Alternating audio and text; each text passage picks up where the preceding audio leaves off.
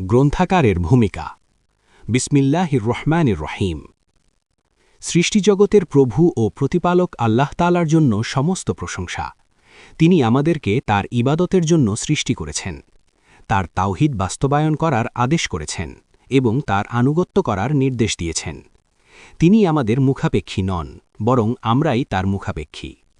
আল্লাহ তাআলা বলেন, ওয়ামা খলাকতুল জিন্না ওয়াল ইনসা ইল্লা লিয়াবুদুন মা উরিদু মিনহুম মির রিজকিন ওয়ামা উরিদু আন ইউতঈমুন ইন্নাল্লাহা হুয়ার রাজ্জাকু যুল কুওয়াতিল মাতিন। আমি জিন এবং মানবকে একমাত্র আমার ইবাদত করার জন্য সৃষ্টি করেছি। আমি তাদের কাছে কোনো রিজিক চাই না, কিংবা তারা আমাকে খাওয়াবে তাও চাই না। আল্লাহ নিজেই রিজিকদাতা এবং প্রবল শক্তিধর ও পরাক্রমশালী। সূরা আজ-জারিয়াত ৫৬-৫৮। তাওহীদ অর্থাৎ একত্বের দিকে আহ্বান করা এবং ইখলাসের সাথে তার ইবাদত করার জন্য আল্লাহ তাআলা তার রসুলগণকে পাঠিয়েছেন। আল্লাহ তাআলা বলেন, ওয়ামা আরসালনা মিন ক্বাবলিকা মির রাসূলিন ইল্লা নূহি ইলাইহি আন্নাহু লা ইলাহা ইল্লা আনা ফা'বুদুন। তোমার পূর্বে আমি যাকেই রসুল হিসেবে প্রেরণ করেছি তাকেই আদেশ প্রদান করেছি যে আমি ব্যতীত অন্য কোনো সত্য ইলাহ নেই, সুতরাং আমারই ইবাদত করো। সূরা আল-আম্বিয়া ২৫। অতঃপর আমি সাক্ষ্য দিচ্ছি যে আল্লাহ তাআলা ব্যতীত অন্য কোনো সত্য মাবুদ নেই। তিনি এক ও অদ্বিতীয়, তার কোনো শরিক নেই, যদিও মুশরিকরা তা অপছন্দ করে থাকে। আমি আরও সাক্ষ্য দিচ্ছি যে মুহাম্মদ সাল্লাল্লাহু আলাইহি ওয়াসাল্লাম আল্লাহর বান্দা ও রাসূল। তিনি তাকে সমস্ত মানুষের জন্য প্রেরণ করেছেন। আল্লাহ তাআলা তার উপর, তার পরিবারের উপর এবং তার ওই সব সাহাবীর উপর সলাত, দরুদ এবং সালাম বর্ষণ করুন যারা তার সাথে হিজরত করেছে, জিহাদ করেছে এবং ধৈর্য ধারণ করেছে। সে সঙ্গে আল্লাহ তাআলা তার ওইসব আনসার সাহাবীর উপরও সলাত ও সালাম বর্ষণ করুন যারা তাকে মদিনায় আশ্রয় দিয়েছে ও তাকে সাহায্য করেছে। কিয়ামত পর্যন্ত তাদের উপর আল্লাহ তাআলার পক্ষ হতে অজস্র শান্তির ধারা বর্ষিত হোক, আমিন। অতঃপর পরিশুদ্ধ আকীদার সুস্পষ্ট ব্যাখ্যা করা এবং তার দিকে মানুষকে দাওয়াত দেয়া সর্বাধিক গুরুত্বপূর্ণ ও আবশ্যিক বিষয়, কেননা এর উপরই আমলের বিশুদ্ধতা ও গ্রহণযোগ্যতা নির্ভর করে। তাই রসূল সাল্লাল্লাহু আলাইহি ওয়াসাল্লাম ও তাদের অনুসারীগণ সর্বপ্রথম আকীদা সংশোধনের প্রতি বিশেষ গুরুত্ব দিয়েছেন।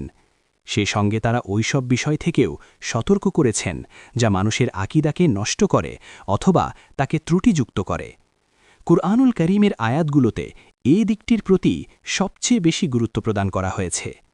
নবী করিম সাল্লাল্লাহু আলাইহি ওয়াসাল্লাম তার দাওয়াতে মানুষের আকীদা বিশ্বাস সংশোধনের গুরুত্ব দিতেন সবচেয়ে বেশি। মক্কায় ১৩ বছর অবস্থান করে মানুষকে তাওহীদের দাওয়াত দিয়েছেন এবং ইবাদতকে আল্লাহর জন্য খালেস একনিষ্ঠ করার আহ্বান জানিয়েছেন। আল্লাহ তাআলা যখন তার জন্য মক্কা বিজয়ের দ্বার উন্মুক্ত করে দিলেন, তখন তিনি সর্বপ্রথম কাবা ঘরের মূর্তিগুলো ভাঙতে শুরু করলেন এবং সেটার নিশানা, চিহ্ন মুছে ফেলতে লাগলেন। সেই সঙ্গে তিনি ইখলাসের সাথে আল্লাহ তাআলার ইবাদত করার হুকুম করলেন। তিনি এক, অদ্বিতীয় এবং তার কোনো শরিক নেই। এ উম্মতের আলেমগণ তাদের পরিশ্রমের বিরাট অংশ আকীদা সংশোধনের জন্য ব্যয় করেছেন।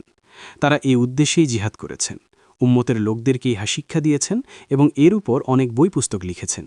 তাই আমরা দেখতে পাচ্ছি যে আকীদা ও তাওহীদের কিতাবসমূহ ইসলামী পাঠাগারের বিরাট স্থান দখল করেছে।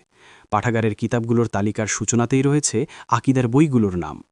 তাই এ বিরাট কাজে আমার সামান্য শ্রম ব্যয় করার ইচ্ছা পোষণ করে কিতাবটি লেখার কাজে হাত দিলাম। কিতাবটি আমি পাঠকদের সামনে পেশ করছি। এতে আমি নতুন কিছু সংযোজন করিনি। নির্ভেজাল তাওহীদ ও সাহি আকীদাকে ভালোভাবে বোঝার জন্য এ সংক্রান্ত কিছু ভুলভ্রান্তি পাঠকদের কাছে তুলে ধরা হয়েছে মাত্র। সেই সঙ্গে বর্তমান সময়ের মানুষ সাহি আকীদার ক্ষেত্রে যে ভুলভ্রান্তির চর্চা করছে, এখানে সেদিকেও ইঙ্গিত করা হয়েছে।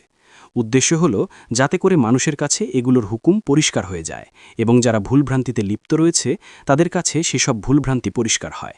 এতে সম্ভবত তারা সত্যের দিকে ফিরে আসবে এবং অন্যদেরকে এদিকেই ফিরে আসার নসিহত করবে। আশা করা যায় যে তারা সতর্ক হবে।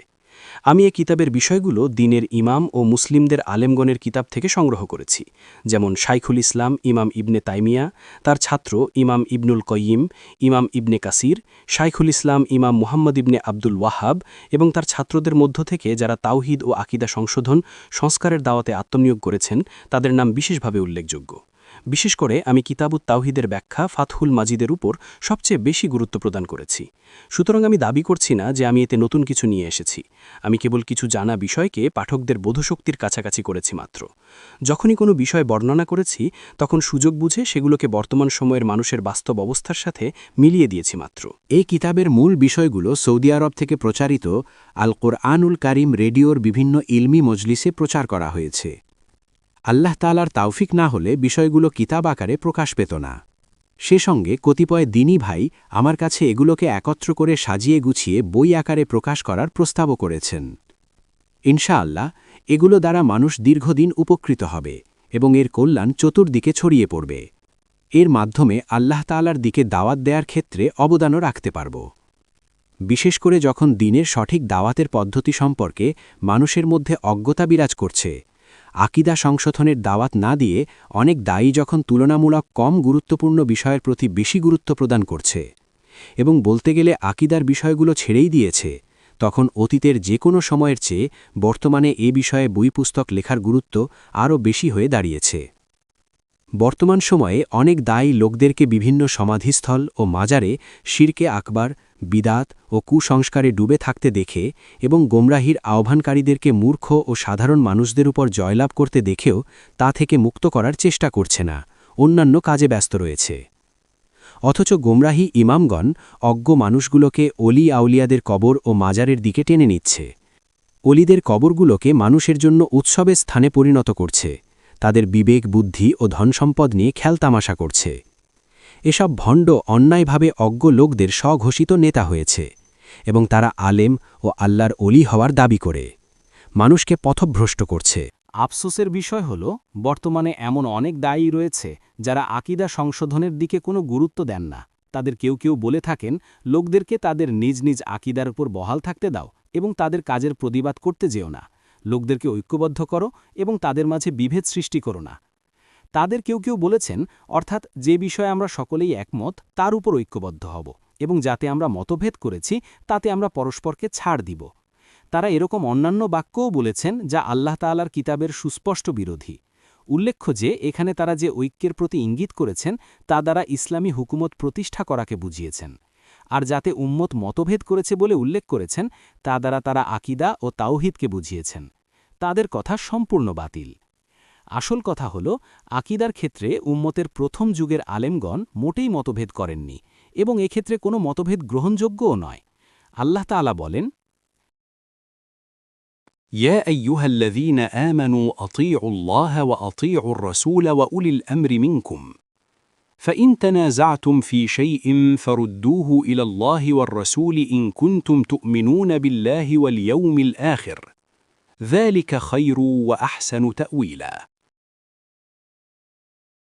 হে ঈমানদারগণ, তোমরা আল্লাহর আনুগত্য করো রসুলের এবং তোমাদের মধ্যে যারা শাসক, কর্তৃত্বশীল ও বিদ্বান তাদেরও। তারপর যদি তোমরা কোনো বিষয়ে বিবাদে লিপ্ত হয়ে পড়ো তাহলে তা আল্লাহ ও তার রসুলের দিকে ফিরিয়ে দাও, যদি তোমরা আল্লাহ ও আখিরাত দিবসের উপর বিশ্বাসী হয়ে থাকো। আর এটাই কল্যাণকর এবং পরিণতির দিক দিয়ে উত্তম। সূরা আন-নিসা ৫৯। আমাদের সকলের জেনে রাখা আবশ্যক যে আল্লাহর কিতাব ও রসুলের সুন্নাতের দিকে ফিরে যাওয়া এবং তার বিরোধিতা বর্জন করা ব্যতীত মুসলিমদের ঐক্য ও শক্তি অর্জন হওয়ার কোনো আশা নেই। বিশেষ করে আকীদার বিষয়ে মুসলিমদের ঐক্যবদ্ধ হওয়া জরুরি, কেননা এটিই তাদের দ্বীনের মূল বিষয়। আল্লাহ তাআলা বলেন, ওয়া'তাসিমু বিহাবলিল্লাহি জামিআন ওয়া লা তাফাররাকু। তোমরা সবাই মিলে আল্লাহর রজ্জুকে মজবুতভাবে আঁকড়ে ধরো এবং দলাদলি করো না। সূরা আলে ইমরান ১০৩। মদিনার ইমাম মালিক ইবনে আনাস রাহিমাহুল্লাহ একটি গুরুত্বপূর্ণ কথা বর্ণনা করেছেন। এটি একটি বিরাট কথা। মুসলিমদের উচিত কথাটি ভালোভাবে বোঝা এবং তা নিয়ে চিন্তা গবেষণা করা। তিনি বলেছেন, লা ইয়াসলুহু আখিরু হাযিহিল উম্মাহ ইল্লা বিমা সালাহা বিহি আউয়ালুহা। এ উম্মতের প্রথম যুগের লোকেরা যার মাধ্যমে সংশোধিত হয়েছে তা ব্যতীত শেষ যুগের লোকদের সংশোধন হওয়া অসম্ভব। আল্লাহ তাআলাই সঠিক পথের তাওফিক দাতা, তিনিই সঠিক পথের সন্ধানদাতা। ওয়াসাল্লাল্লাহু ওয়াসাল্লামা আলা নবিয়িনা মুহাম্মদ ওয়া আলিহি ওয়া সাহবিহি। দরুদ ও সালাম বর্ষিত হোক নবী মুহাম্মদ সাল্লাল্লাহু আলাইহি ওয়াসাল্লাম, তার পরিবারবর্গ ও সাহাবীগণের উপর। ড. সালেহ ইবনে ফাউজান আল ফাউজান।